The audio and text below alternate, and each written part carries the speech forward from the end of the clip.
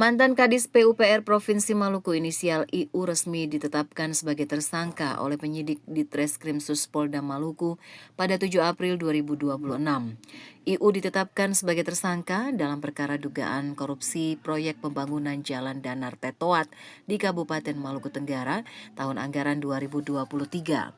Selain mantan Kadis PUPR Maluku, polisi juga menetapkan 3 orang lainnya dalam kasus tersebut, yaitu inisial MT yang saat itu menjabat sebagai pejabat pembuat komitmen atau PPK, inisial RT selaku pejabat pelaksana teknis kegiatan atau PPTK, serta inisial NP, Direktur CV Jusren Jaya, perusahaan yang menangani proyek jalan tersebut.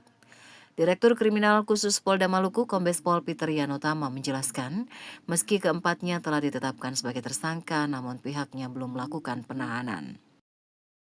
Pertanggal 7 April 2026 kemarin telah menetapkan tersangka ya sebanyak 4 orang.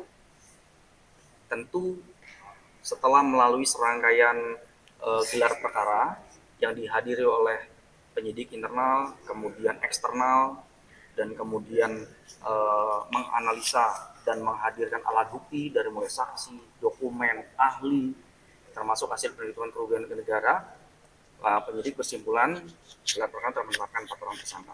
Yang pertama adalah saudara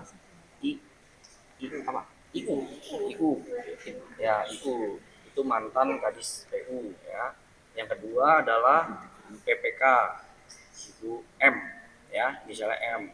Kemudian yang ketiga PPTK R. Kemudian penyedia jasa yaitu Dirut CV Jusren yaitu saudara N. Itu kita tetapkan tersangka.